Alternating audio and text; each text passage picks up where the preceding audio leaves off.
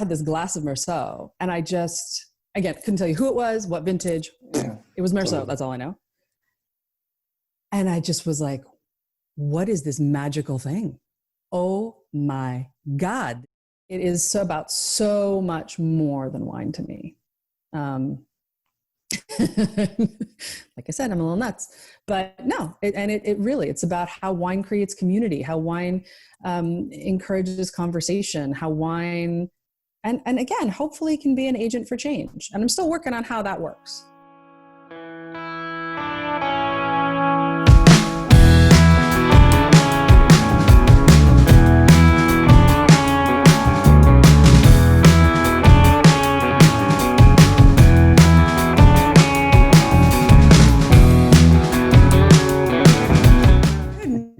How are you? I'm very good, and you?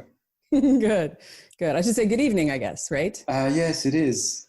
We're like 10 hours ahead. Goodness. You already know what the whole day holds. I'm just at the beginning, so. I would prefer to be in your shoes. Okay. Yeah, mornings are good. Yes, the day is always full of opportunity when it's the morning. Exactly. So it's a pleasure to welcome Jaime Araujo with us for this new episode of One-on-One With. And I have to say that for our first guest from the Napa Valley, we couldn't have dreamt better. Oh, my goodness. Okay. Because actually Napa wines and Californian wines are well known for their innovation, for their breaking of rules, because there are not that many rules as they are, let's say, in the old world. Yes. France and Spain and Italy. And with Trois Noix, I think it fits perfectly the bill. So I read somewhere that your friends actually describe it as Jaime's home for wayward grapes and wines. Am I correct? Yes. Is it correct? Yeah, that's a pretty good description too. Okay, so we'll get back to that. But to get where you are today, actually, your path over the past years has taken some few twists and turns. So from a London theater actress to an MBA graduate from the famed business school of INSEAD. Like someone else I know. Yeah, we won't tell that. To an entrepreneur who has started a consultancy firm called Terravina to tell the French how to sell their wines. That for an American is kind of a feat. Okay. Suggestions. I make suggestions. Okay, fair enough. To have worked for both Bernard Arnault and François-Henri Pinault, though not at the same time. Very true. I think that's not a possible thing to do. I don't think so either. There might be some flaws in there. So to say I haven't actually thought about that, but it's because when I saw that, it was like, interesting. Okay, they're a few years apart, but they're not the best of buddies, I would say. No. Okay. So to say the least, you have a very wide, deep, varied, eclectic experience. Okay. Then, after 24 years of living abroad, in 2016, you decided to return to Napa. Mm-hmm. So before we go on, I have to mention that your second generation, so your daughter of very famous vintners, as they say in the US, not winemakers, that have put their marks on the world of wine from Napa Valley, from the Cabernet Sauvignon that are worldwide known. And they used to run Eisele Vineyards. And so there's all these stories around your story, okay, that it's actually fascinating to try to get into your mind a little bit, to try to understand how you got to Trois Noix and what does Trois Noix represent for you. Yeah. But before starting, I know that the news in the US are kind of making headlines all over the world after the brutal killing of George Floyd. And the whole Christian Cooper incident and countless others. Many others. It's probably one too many, but there's been so many of these. and there's been protests going on for the past 10 days now in the US. A lot of ins and outs, and I know that the world of wine and even Napa, even though it's a very small community, has not been shone from all this. What is the mood in Napa and from what you see in the world of wine currently in regards to these events? Yeah, thank you. First of all, I just want to say, Antoine, thank you so much for giving me this opportunity. And I am thrilled that you got in touch and super excited to be part of this project. I love what you're doing. And because I'm always plotting, I have great plans. I think, I think this will not be the last time we work together, but in terms of what's been going on, it's pretty extraordinary to watch and to be a part of.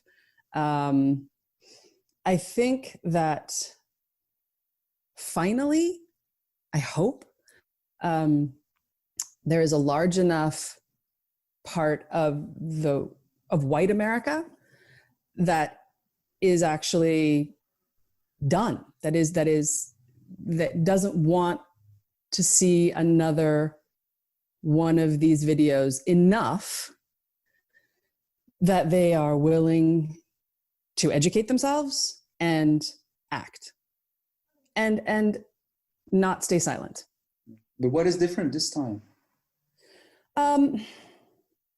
Gosh, if I knew, honestly, I'd be a far more famous journalist probably, or something, doing something much more important than what I do. But no, I think it's a combination of the fact that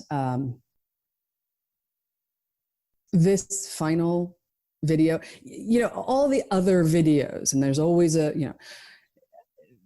it's been easier for white America, who doesn't really want to think about it, to say, yes,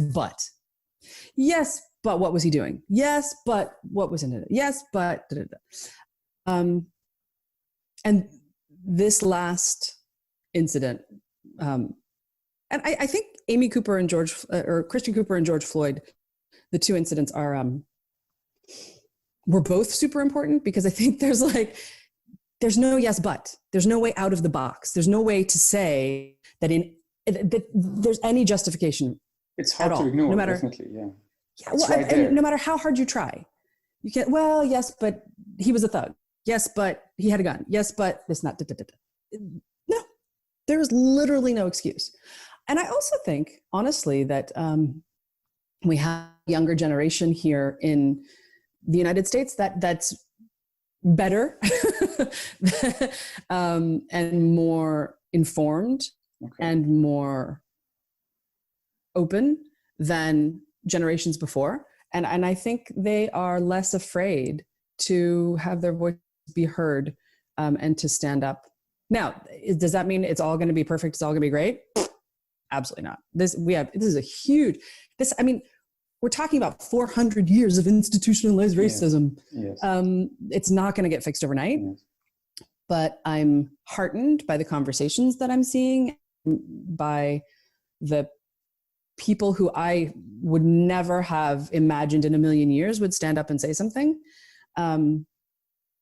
And I sincerely hope and believe that we're on the way to real systemic change. It won't get fixed overnight. It won't be perfect, but I do think that there's a before and after. Okay. And what was the reaction in Napa, in the world of wine? Napa, I think there were a lot of people who reacted in a really good way, I think in a really constructive way, in a very humble way. And I was heartened to see that. I was disheartened to see the lack of response from a lot of our peers. And I think most of it is because people are afraid to say the wrong thing. But I think the only thing that's really wrong right now is to stay silent and hope it just blows over and you can go back to business as usual. So having said that, it's been very interesting to me to hear about things that people want to do. And I mean, this is totally anecdotal and it has no basis in any kind of statistics or facts, but So I went to a couple of my favorite small businesses yesterday to get dinner. So I went to the butcher and I went to the bakery. And in both places, there was a person of color. Actually, in both cases, they were both black women who were being trained, who are obviously, new employees and were being trained. And now bear in mind, this is also full on COVID. Like people have had to lay off staff. They have had to do all kinds of things just to survive.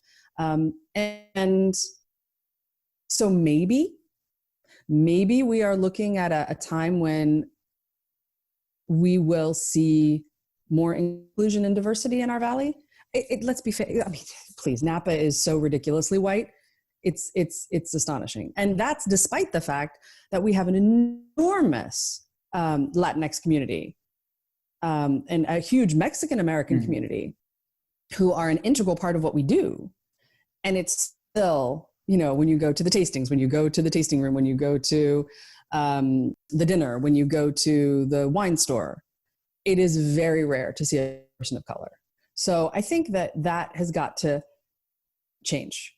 And I do believe that people are starting to realize that. Yeah, because when we talk about minority, I was going to say women there's a certain inequality, and women in wine, there's way more of them than there used to be, let's say in the 70s or in the 80s, or because it was male dominant, basically industry. Have you seen changes there as well? Is it hard still to work as a woman, to own a vineyard? Has this evolved? Have you seen that? Because you've been in the industry for a long time now. Yeah. It's interesting. And first of all, I just want to be very clear that I would never equate the struggle of women in the industry to the struggle of people of color. I totally. It's a very different issue. Yes. And the issues that Black and minority and other people of color, women face are vastly different. Okay. I am a very, socioeconomically elevated white woman. Like I can get away with a lot of stuff. Okay. I can do a lot of things. I have a lot more freedom and a lot more access. This is one thing, it's funny with Trois Noix. One of the things I wanted to do was I need to find a new consulting winemaker, because my consulting winemaker, unfortunately, who is a woman, I'm very happy for her, but she's gone on to another opportunity. And so I need to find somebody. And I thought, let's get some people of color in the mix, at least interview, at least talk to them. And I reached out to all of my network and said, all of these wonderful people who do incredible things in this space, do you know of any Black or other people of color? Yeah. Mexican American consulting winemakers who work in Napa. And for the moment, I've come up pretty much with nothing. And that's not to say that they're not there. But because they are Black-owned wineries. They're Black-owned. Now, that's a very different. So they're Black-owned and they're Black winemakers. But when you look at like the consulting winemakers who work with lots of different people, that's what I need, unfortunately, because I'm so small.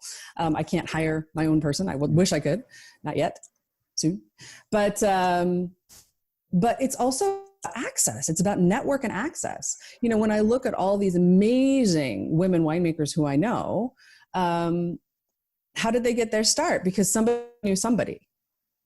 Somebody knew somebody who gave them an entree into where they got. And that's wonderful and that's great. And Francoise Pechon, who's our winemaker, been our winemaker since 1993, is literally one of the most talented and extraordinary human beings I've ever had the pleasure to meet. But she got a stage at Haut-Brion because somebody in her family in Luxembourg knew the Duke of Luxembourg. So that kind of helps. Right? But this is it. And that's fine. And I'm not saying that that's a bad thing. I'm saying that we need to create those opportunities for people of color who may not have those key pieces in their network. So when you talk about, basically, you're talking about equality in the sense that for the same level of expertise and know-how and knowledge that you would get, you should have the same kind of opportunities somehow. Yeah. And also just kind of opening the door, right? I think that, I think sometimes we sit there going, but there's nobody in the room. Well, the door's locked. You can't expect people. And then if somebody breaks down the door, it's like, oh my God, they broke the door down. Yeah. You know, they're a bull in a china shop. Get them out of here. So, yeah, I mean, it's, again, if I could solve all the problems of the world, God, I'd do it in a heartbeat. I really would. But each one can do their little parts. Absolutely. Absolutely. And if you can do your little part and I can do and somebody else can, then maybe we'll be able to change something. Yeah. And part of that is doing what I can do in my business. Part of it is making sure I vote, making sure that I ensure that other people can vote, educating my children, making sure that they grow up with the right information and a good critical lens with which to view information. So that's what I'm doing. And making wine. Yes. And I was going to say, it's very obvious that for you, the community you're in is extremely important. The surroundings in which you live in are extremely important. Mm-hmm. But some years ago, you decided to leave that community. Okay. So you could have stayed. You could have stayed and continue the baton but you decided to leave. Yep. Why is that? I mean, I think I had always been fascinated by travel and other cultures. I did my degree at Georgetown. I did in languages and linguistics. Communication is a huge thing for me, and so when I had the opportunity to do a master's in the UK, I jumped at it because I get to live in the UK for a year. Who doesn't want to do that? So I did that. And that, it's funny when you were talking about my whole path and how it's been very eclectic, and that's true. In retrospect, I see how every single twist and turn led me here, right? Every single piece was an integral part. At the time, did I have any idea where I was going? Absolutely not. I was like going around the corners and around the corners and around the corners, and then whoop, here I am. But yeah, I ended up in the UK and then went to drama school after I did my master's. Because even though I'm a total geek and I love academia, I realized that was not a very dynamic sector, I guess, for the rest of my life. So I went to drama school, was an actress for 7 years, and then realized, there were some, in that industry, ethical and physical sacrifices that I didn't want to make. And I'm kind of proud of myself. Like at 29, I was able to say that. But in order to get to where I wanted to go, I was going to have to sacrifice some ideals that I had, and I wasn't willing to do that. Okay. So I looked around, and wine had always been a passion. Wine had always been a thing that I loved. From the very first time, I did my first internship at Joseph Phelps in the summer when I was at college, and I came home and worked half in the winery doing the most revolting and physically difficult tasks I've maybe ever done my whole life, and half in the tasting room being like, and telling the story and taking people around and doing tastings and all of that. I loved it. I loved it. You remember your first wine, your first taste of wine? Ooh, I don't remember. I vaguely remember that I snuck a glass of champagne at my friend's bat mitzvah and felt very, very sick. I do remember sitting under the table because it was hot, and I was just like, was it a glass or a bottle? It was a glass, but I think I was like 12. Okay. So that was not a very memorable moment. Okay. No, the first aha wine that I remember having, I was with my family, and my parents had taken me and my brothers to Burgundy, and we were in Beaune at a restaurant. I couldn't tell you which one. I think it had like 1 Michelin star. I think it was quite a fancy thing, but it was lunch. And my dad ordered a bottle of Merceau, and I was 18, so I could legally drink in France, which is very exciting. So I had this glass of Merceau, and I just, again, couldn't tell you who it was, what vintage. Yeah, it was Merceau, totally. That's all I know. And I just was like, what is this magical thing? Oh my God, this is amazing. That was your epiphany. Yeah. Yeah. Now, it took a long time, to get to actually be in the industry. And so I started my career in wine really when I was 30. Okay. And I started working for LVMH. So you did some stuff with in Bordeaux, the DUAD, Diplôme Universitaire, Diplôme Universitaire de l'aptitude à la dégustation. It's a very long name. Yes. Well, and actually the funny thing, part of the reason I did that was that, by its name, I was like, dude, I'm going to go fly to France every weekend and wine taste. That's awesome. And it turns out it's actually, at the time anyway, it was super academic, and it was basically biochemistry in French. So much for the tasting, huh? Well, no, but the thing is, it was really cool. What they do is they, all the components that we can actually isolate in wine, chemical components, of which there are only about 100.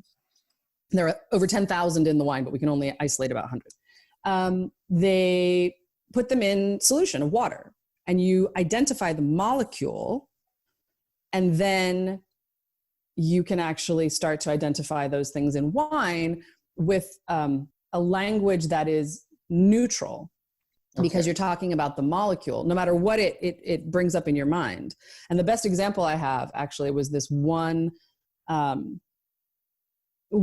molecule and so we smell, and they say, okay, what does this remind you of? What does this make you think of? Do you know what it is? And I was smelling it, and I was in my head, I was going, oh, wow, this is Christmas and baking and warm, cozy things. And it just smells so gorgeous and lovely. And I was one of 2 Americans in the whole class. And everyone else pretty much was French. And all the French people put their hands up, and they're like, this is disgusting. It tastes like medicine. It's like pain. It's horrible. I was like, what the heck? How did I get it so wrong? I didn't get it wrong. It said it was clove.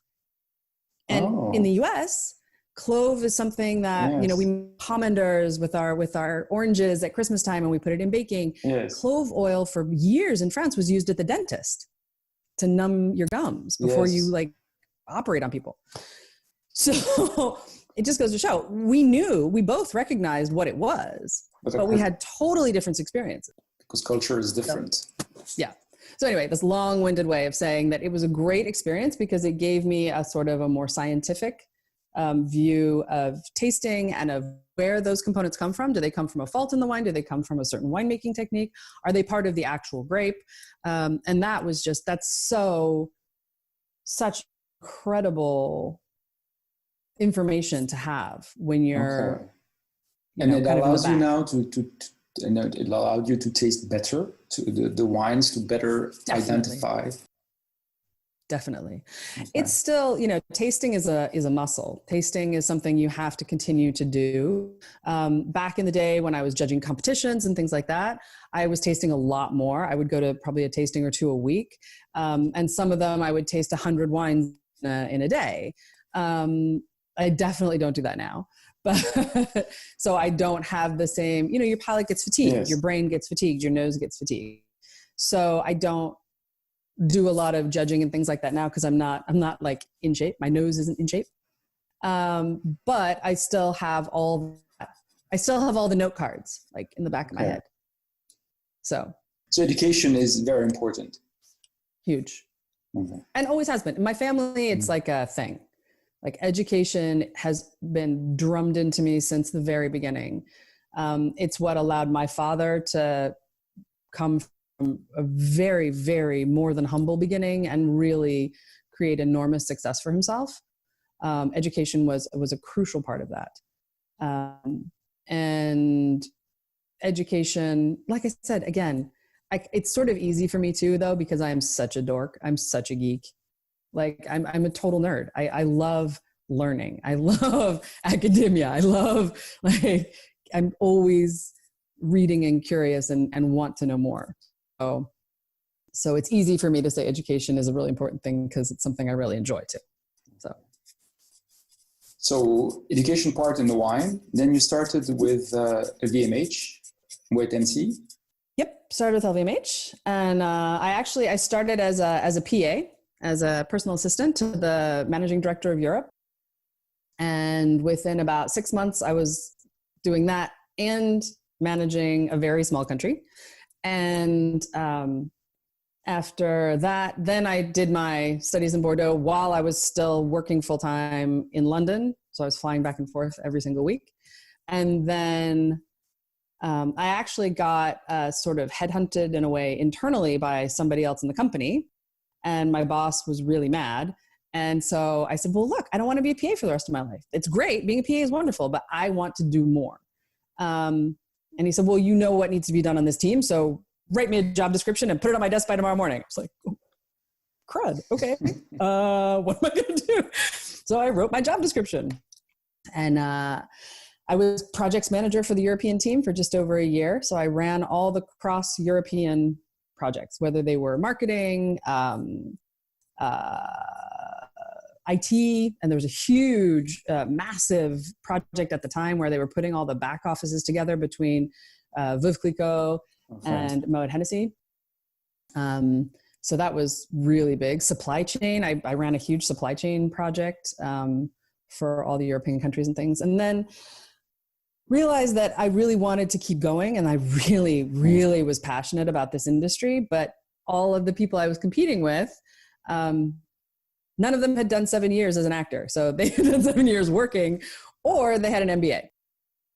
And so a really good friend of mine, who had done INSEAD years before, she's like, dude, INSEAD, you're perfect.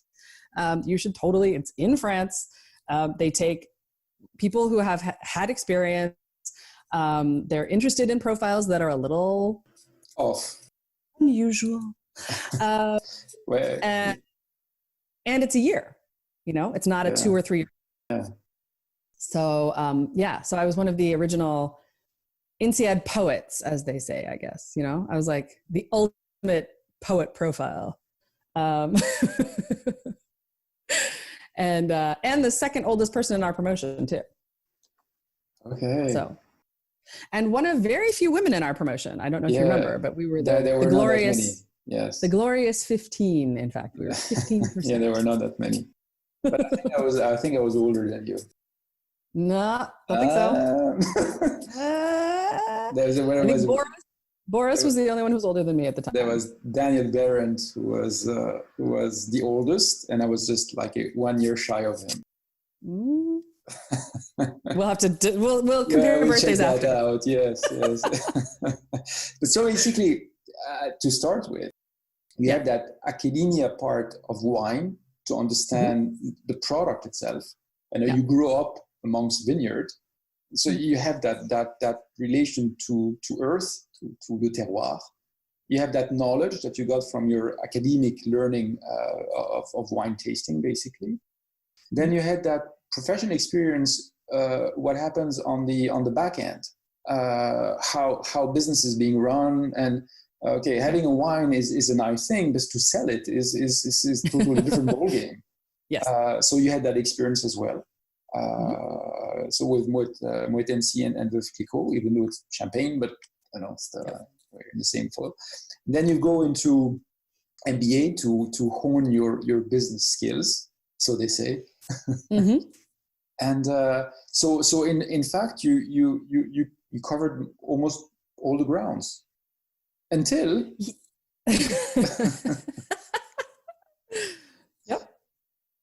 until afterwards, after INSEAD. Yeah. So after INSEAD, it was funny actually. After INSEAD, I thought, wow, I am like such an amazing commodity now, right? Because I have all this experience, I have this MBA, I have, I am this super fascinating profile that like could really add value to these companies. Oh man. I had that just interviews after interviews with all the big French companies. And I mean, bear in mind, this is 2003, 2004, right? The entire marketing department for the wine arm of Pernod Ricard was a guy and an intern.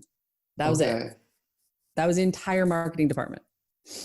And well, it don't need marketing. It sells on its own. Oh my God. And at the time, and I'm prefacing this by saying that I think the French industry has grown leaps and bounds and probably is ahead of Napa these days in a lot of ways.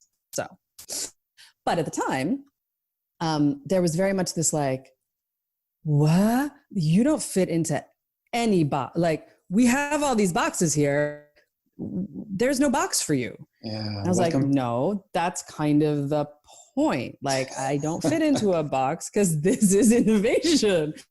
And maybe this is like a profile that could help you move outside those boxes. No, we need to check the box. So I quickly realized that I was never, I mean, even like junior jobs were too junior, senior jobs were too senior. Oh, well, you haven't done assistant directeur de machin. You haven't done, I was like, holy moly. Okay. Welcome to the French system. Well, yeah, it was delightful. So I thought, well, screw it, I'll start my own company, I guess. I mean, nobody else wants to hire me, and I really do think I have value to add. So put my money where my mouth is and start my company. So I started Terravina in 2004 and right at the end of 2004. And I was like, I don't know. I had literally like no frame of reference. At the time, there was nobody. There were PR agencies, but there was nobody doing branding and strategy outsourced for wineries. It's like, what? There was no wineries that were willing to pay for that. So it was very interesting. And very quickly, within 2 years, I think there were 10 or 20 agencies kind of doing a similar sort of thing. So I think, I'm not saying I started it. Don't get me wrong. That's not, my head is not that big. But I think a lot of people were thinking along the same lines. And I think a lot of things were happening at the same time that I was doing that too. So we all sort of grew up together in these agencies. And it was really interesting. I got my first clients, and then I got, within 6 months, I was actually paying my bills as a startup, which, I mean, it was tiny and my bills weren't that big, but it's still, I was paying my bills. Like, that's big deal. And within about a year, I got a phone call from some American wineries who were like, we really want, can you do this stuff for us too? We hear you can do this for French wineries. Why can't you do it for us? I was like, no reason. I totally can. Sure. Why not? So I worked with some American wineries, and I worked with the Napa Valley vintners. I did a lot of their work in Europe and a couple of things in Asia when they were just starting out and they kind of wanted to get a toehold over in China. And because I did briefly have an office in Hong Kong as well. So I was working in Paris and Hong Kong. And you did some reports as well at the time. My gosh. God, yeah. On the Asian market. That was amazing. It was a fabulous project I did with Jeannie Cho Lee, who's an amazing master wine, a very good friend. Yeah. And ridiculously smart individual. And so she and I, at the time, there was nothing on wine. There were no reports. There was nothing whatsoever.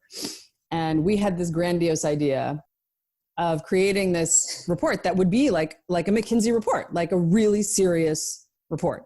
And she was getting all the data from China, and I was doing a lot of the marketing and the interviews and all this kind of stuff. And we produced this report, and it was awesome. It was a great report, and nobody bought it, like nobody.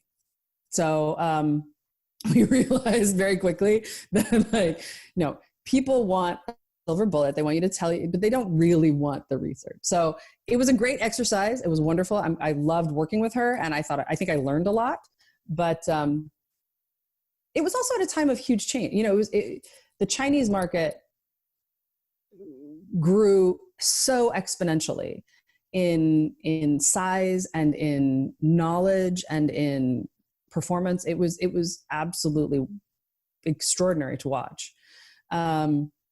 And that was also one of the reasons I decided that actually I needed to step back from Hong Kong, even though I love working over there. I have lots of friends over there, and I still keep an eye on what's going on. I realized very quickly that it was moving so fast that I could not be a legitimate voice unless I was there full time on the ground. Okay.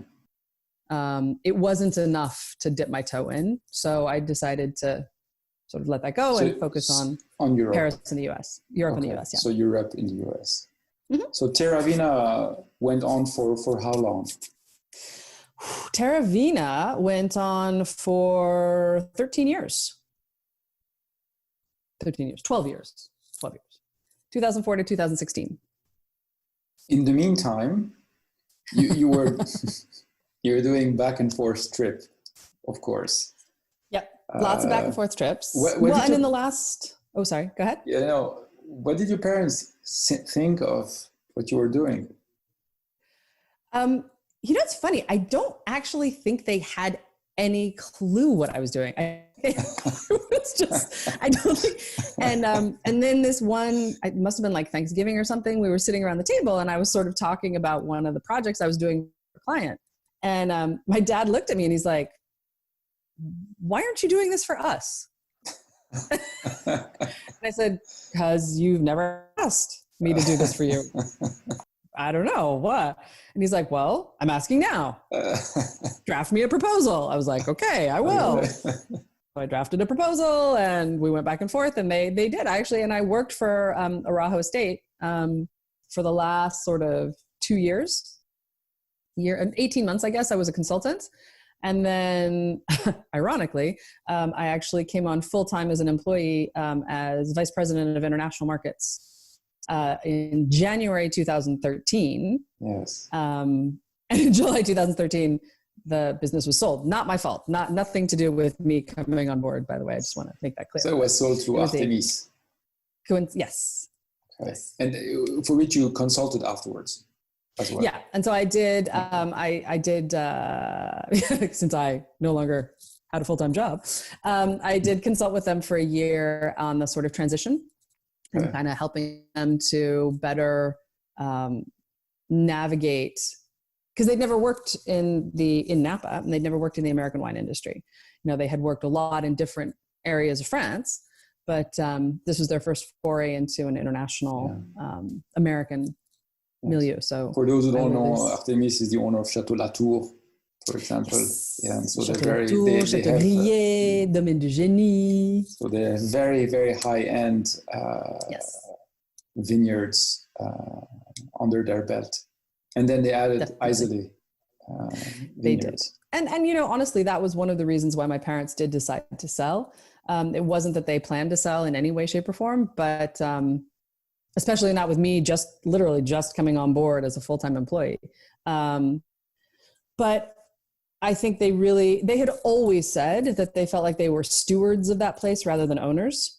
And they felt that Artemis, with Chateau Latour and all that they do, would not only take good care of it, but they would be able to help the winery go further faster and help the wine be more recognized. And then, you know, we would get there, but it might be my kids' generation, whereas Latour could maybe do it in 5 or 10 years. During the harvest of 2013, something happened. From what I understood. Okay. A lot of things happened in 2013. It was a beautiful vintage. Yeah. So during the harvest, the inception of Trois Noix came to be? Well, not during the harvest. So 2013, we founded Accendo Cellars. So my brother and my parents and myself. And it was kind of cool because whereas at Araujo, I had been an employee. I was a VP, but I was still an employee, right? I was working for my parents. At Accendo, we made the conscious decision, the four of us, to go in as partners. So my brother and I are working with our parents. And it's a small difference, but I think it makes a big difference. Definitely in the way that we... Parents? No, I think family businesses are always sometimes tricky to navigate because you're dealing with a whole nother level And, you know, if it goes really badly, you can't just be like, well, that guy's an asshole, I'm out of here, right? It's like, no, you still have to see them. They're your family. So there's a lot of layers, but it's also super rewarding. And it's amazing to be able to work with people who, you know that all the sacrifices you're making and all the work that you're putting in is going into something that benefits your family, and your kids, and that's really, really wonderful. But so we started Accendo in 2013 with the 13 harvest. And when we started doing the blends a little later, so it's probably 14, 15, we were doing the blends to see what this first wine was going to look like. There was this one lot of wine that just refused to play with the others. I mean, it just was bizarre. It was like, chemically, there was something in it that it just was oil and water with the other lots that we were working with. Okay. Having said that, it was beautiful on its own. So it was a Cabernet Sauvignon, no? It was Cabernet Sauvignon. Coombsville? Coombsville. Ooh, somebody's doing some work. Just a little bit.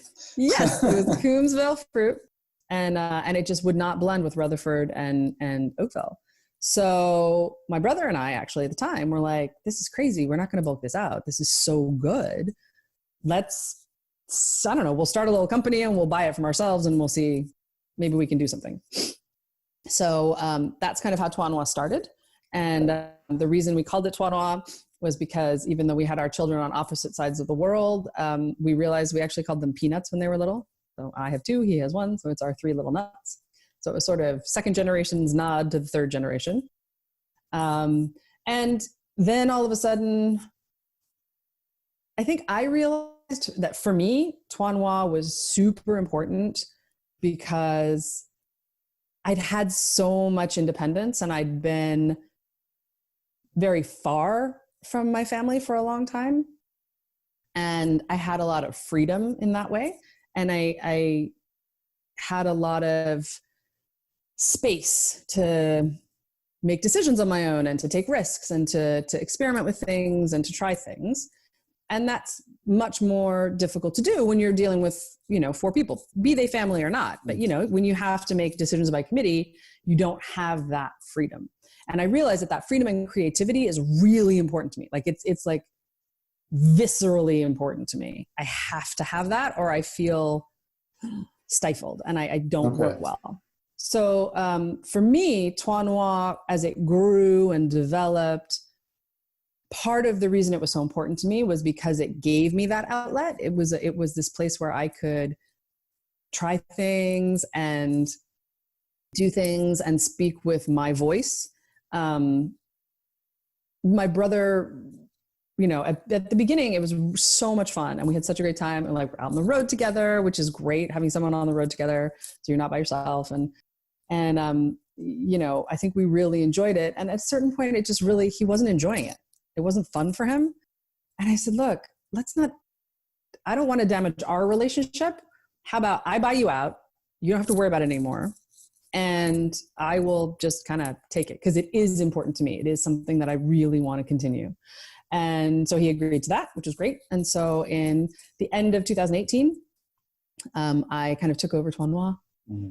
But in the meantime, 2013, 14, 15, you were still back and forth Europe, going back and forth in Europe. You didn't move back yet. You moved back in 2016, correct? Or it was a bit more So I was back and forth a lot because I had to find a school for my kids. I had to find a house. I had to figure out the funniest thing actually. So I can tell you how to set up a household in London, in Paris, in Hong Kong. I can literally set you up with your phone, your car, your rental agreement, everything, all of those places. I had no idea how to do that in the US because I'd never done it. I left when I was 22, right out of college, and I never lived here.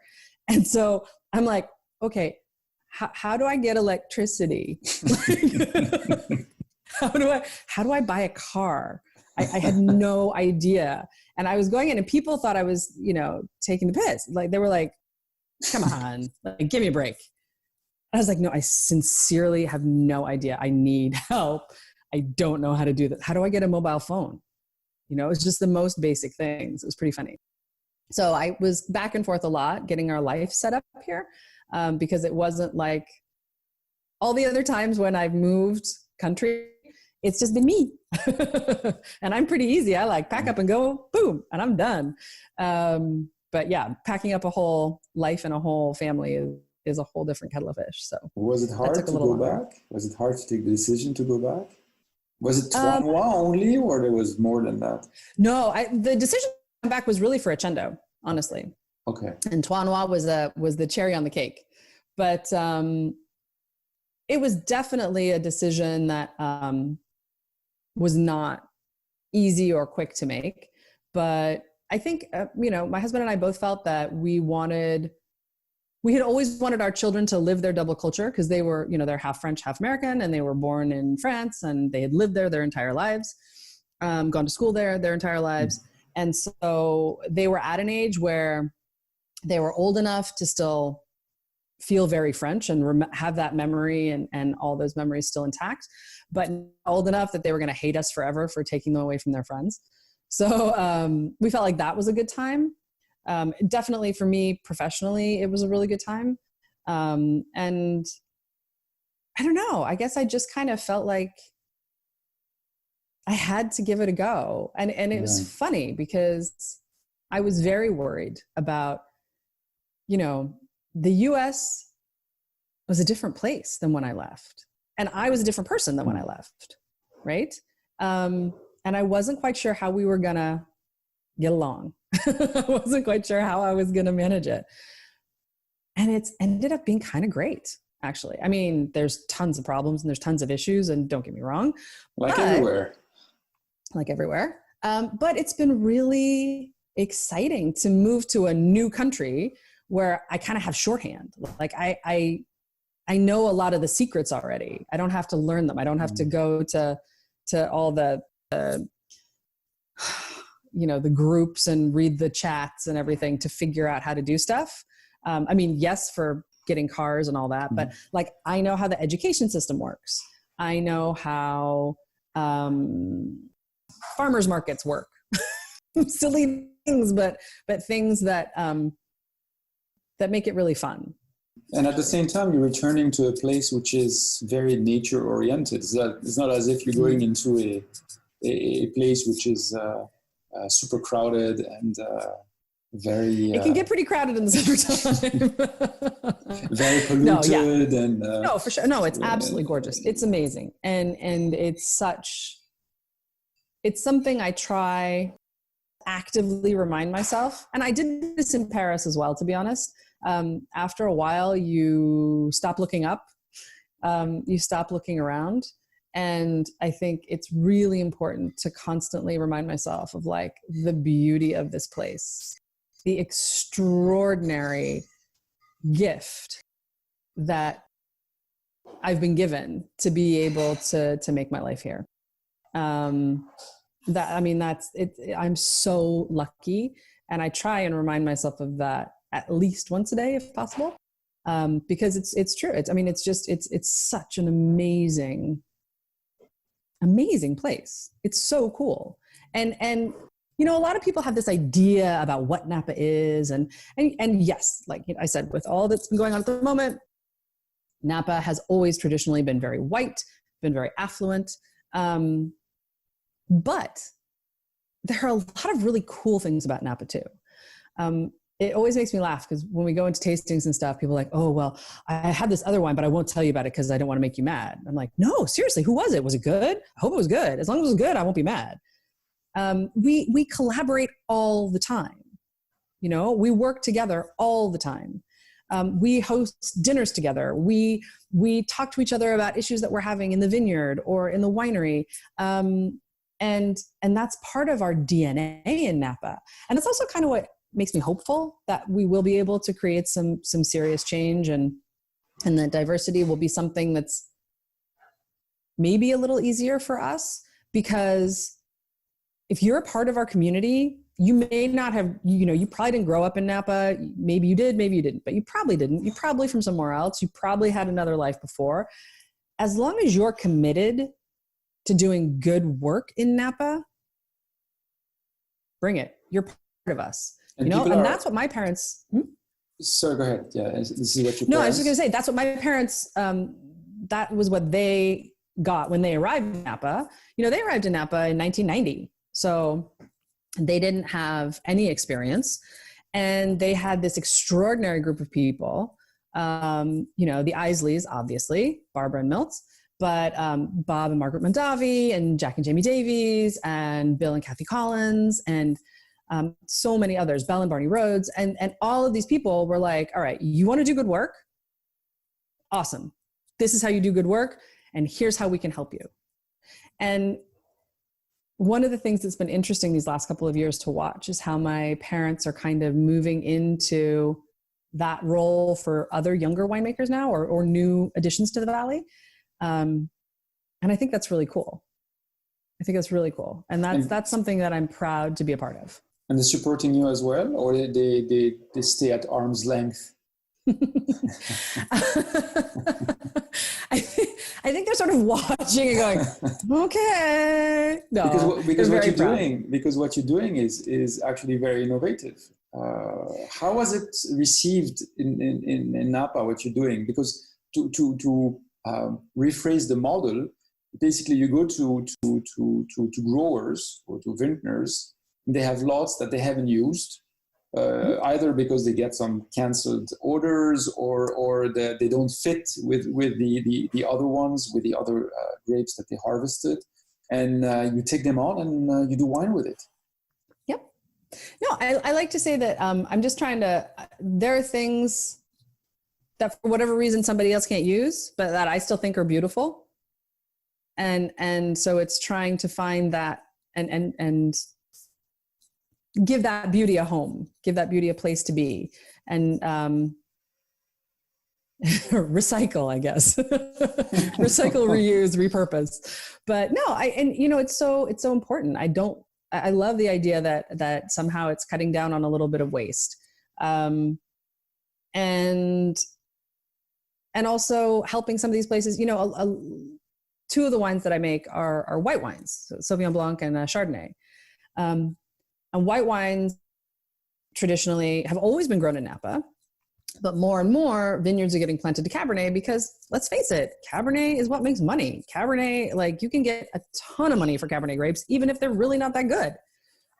You can get a ton of money for Cabernet, even if it's not that good.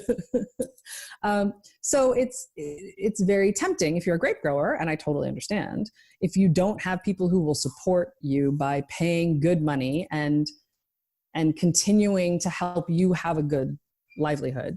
Butt it over to Cabernet, I get it. But that's such a devastating thing for the environment of our valley.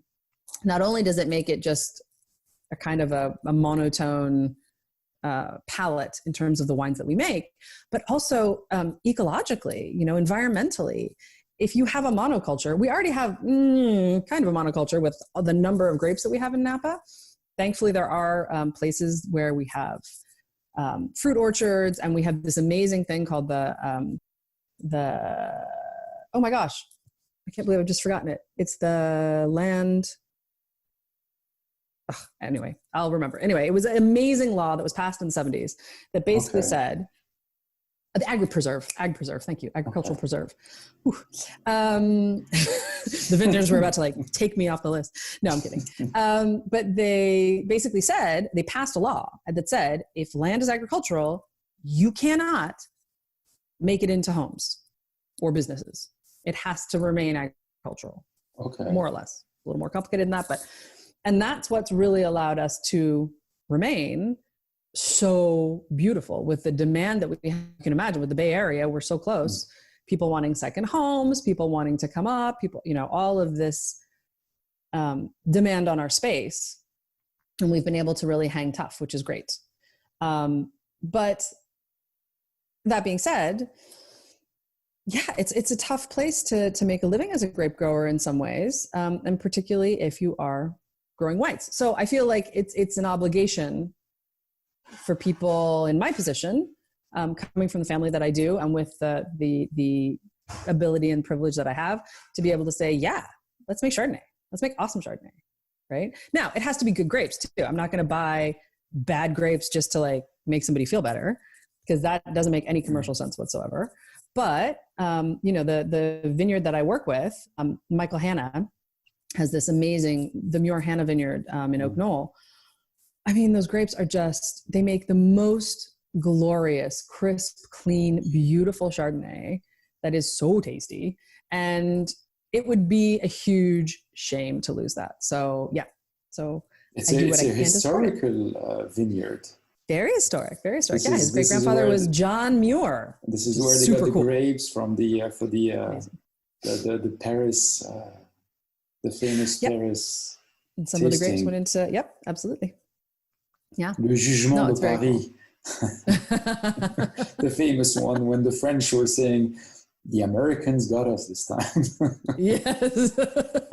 But it's the fault of the English somehow, I'm sure. Yes. So how hard is it to start a new wine brand, and how hard is it to actually work on such a new innovative approach to winemaking?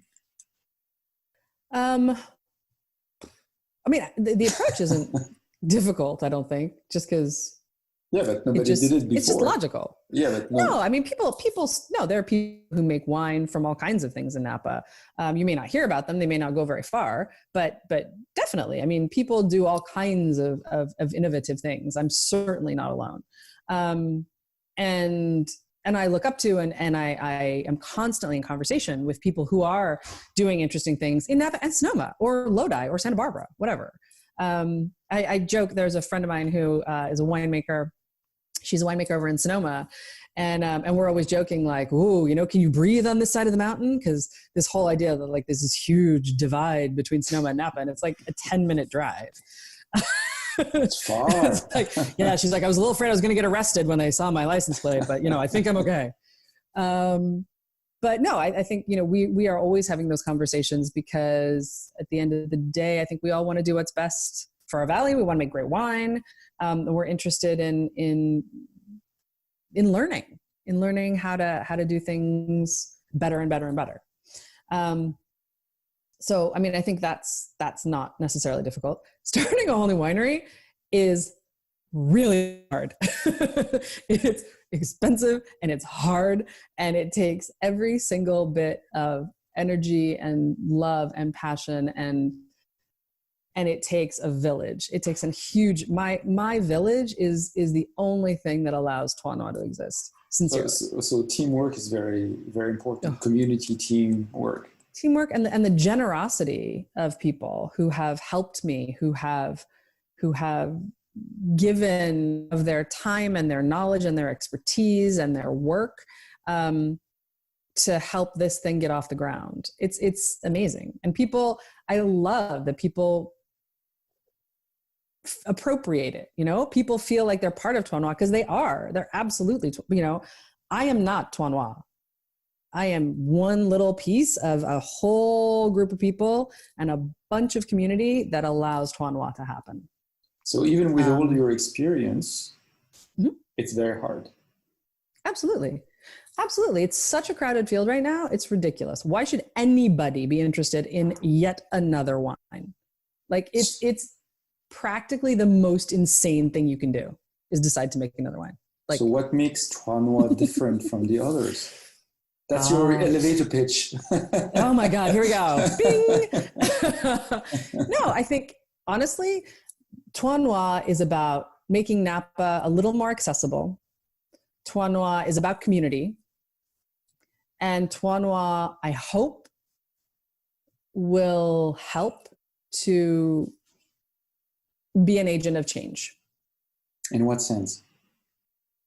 In the sense that hopefully we'll have a little more respect for things like the white varieties in our valley. Hopefully it will give us, I'm trying a lot of things with packaging, partially because I think it's important and partially because sometimes I just I totally transparent. When I went to go bottle my first Chardonnay, I had forgotten to order capsules. Like I didn't have foils because I totally forgot. And when I called the foil company, they're like, oh, we have to air freight them from France. And you'll have to push your bottling date back and you'll have to pay $100 additional per 1,000 or whatever it is, because we have to air freight them. And I was like, I can't afford that. So I was like, guess what, guys? We're doing no foil. And it's going to be, and you know, but the interesting thing is then all of a sudden I was thinking, why do I do foils? Why? Yeah, what's the point? What is the point of what? No, I mean, maybe there is a point, yeah. But I'm thinking for this wine, the wines I make are made to be enjoyed right now. Please open them, enjoy them, have fun. Don't worry about getting too intellectual. You can go down the rabbit hole if you want, but you don't have to. You can literally just have it be a moment of pleasure. And I thought, but I don't need a foil. Foils are a pain. Everybody hates taking foils off. Right? Foil cutters are literally the worst thing. Yeah. And so I thought, okay, I don't want to do a screw cap. I do want to do a cork.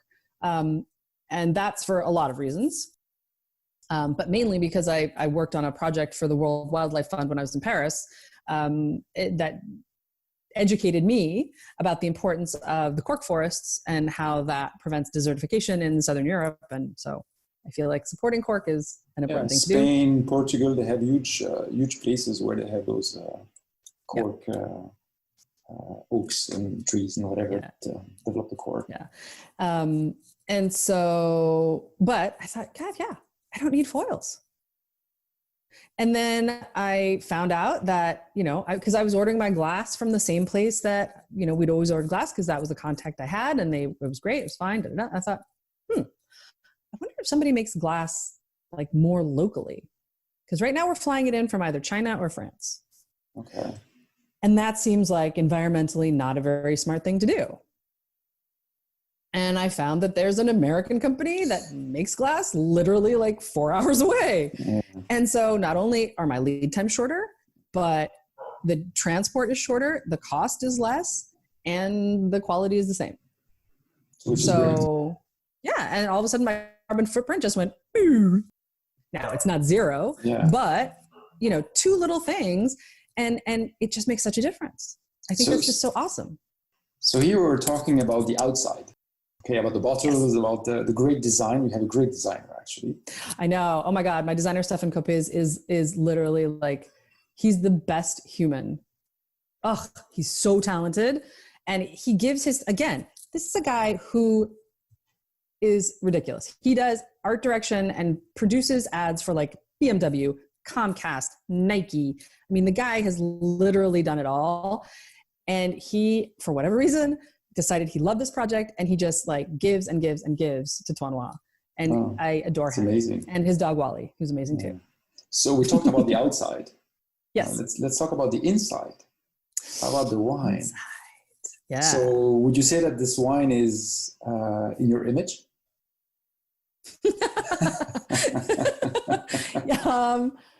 That's really funny. I've never thought about that before.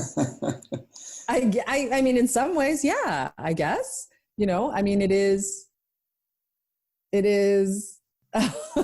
easy to approach.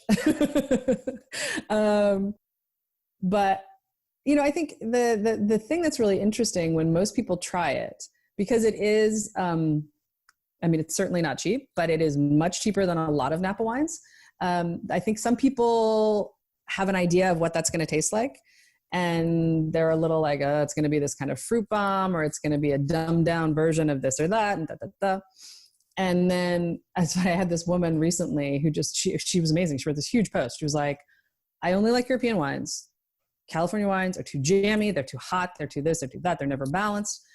And, you know, people just aren't about freshness in California, and which, by the way, I don't think is totally true. And, you know, I'm sure she has other examples too. But in Napa, she was like, I just don't like Napa wines usually, and they always disappoint me.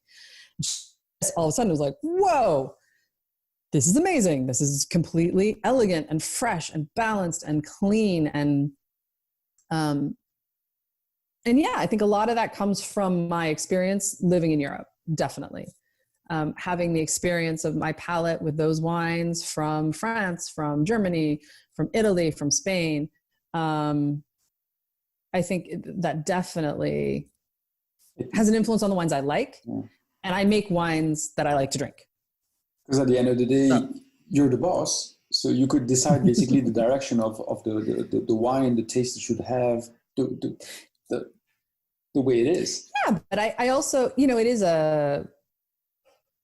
I never say this is how this wine has to taste.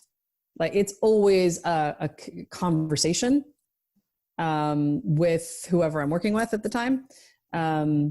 And actually, it's one of the things I've been thinking of for my next vintage, because obviously I have to get a new winemaker, And I was thinking, wow, what about if I just like opened it up to all, I don't have that many people on my mailing list.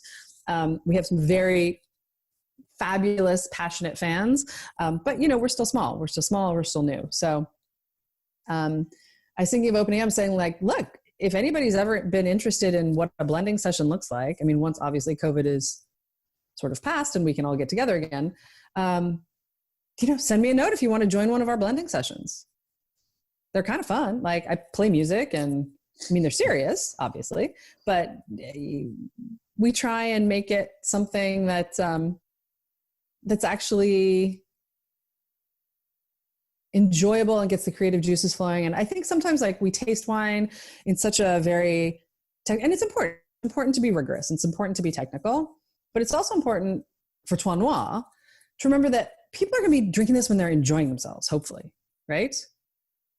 And they're going to be sharing it with people, and they're going to have music and food and hopefully a lovely moment. So why not taste the wines in that atmosphere to an extent? It's not like we have a party, but yeah, I think it's important to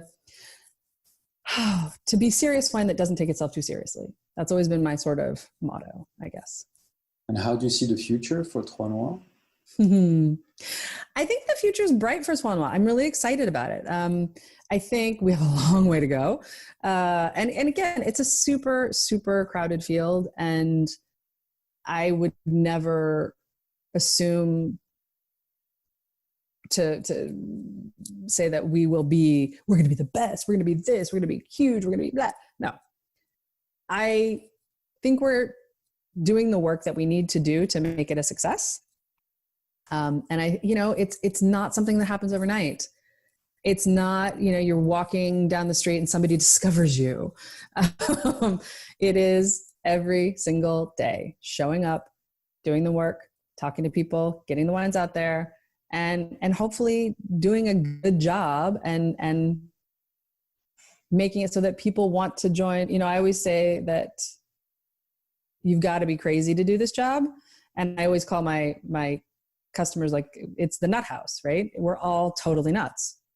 I'm completely nuts, obviously, because I'm doing this. I literally there's so many other more smart ways I could spend my time, I feel certain. But we all love it. And we're all part of this nut house. So yeah, I just hope to grow. I hope that we have even more nuts, and nuts of all shapes, sizes, orientations, colors, creeds, abilities, and denominations. I want Trois Noix to be a place that's really, really welcoming to everyone. Trois Noix is a safe space in Napa. So that's what I would love. That's what I would love. It's more than wine then. Absolutely. Absolutely. If it was just wine, there'd be no point. There'd be no point. It is about so much more than wine to me. Like I said, I'm a little nuts, but no, it really, it's about how wine creates community, how wine encourages conversation, how wine, and again, hopefully can be an agent for change. And I'm still working on how that works, because, I'm not curing cancer. I am not resolving poverty. I'm not doing all of these things, but I do think that I have a voice that can be used in an important, hopefully constructive way. And that's my challenge, is to figure out how this goes into that next level. I wish you all the success. Thank you, my dear. Thank you. To end the interview, This is the dreaded moment. Oh, I'm so scared. All right. The wonderful Pivot Questionnaire. So it's a series of questions. First answer that comes to your mind. Are you ready? Let's go. Okay. What is your favorite word? Balance. What is your least favorite word? Hatred. What is your favorite virtue? Kindness. What is your favorite quality in a man?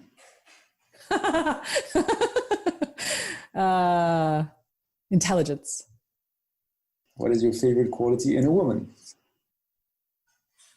Laughter. Okay. What is your favorite curse word? It won't Bollocks. be beeped. There's no beeping. Okay. Bollocks. Definitely bollocks. Okay. What sound or noise do you love? The ocean. What sound or noise do you hate? Oh, screeching. Screeching. Okay. Screeching. Like, oh. Yeah. Okay. What is your favorite drug? Love. What profession other than yours, or your own, would you like to attempt? Carpenter. Okay. What other profession would you not like to do? Ooh. Trader. Okay.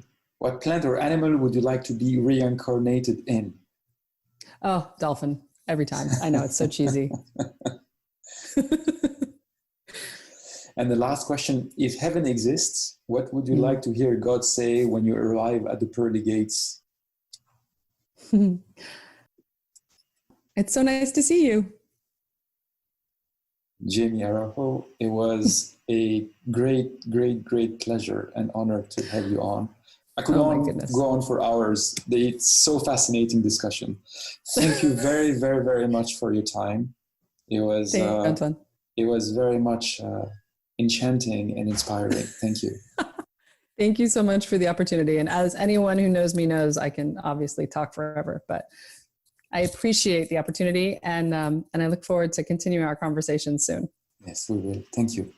Goodbye. Take care. Bye-bye. Bye.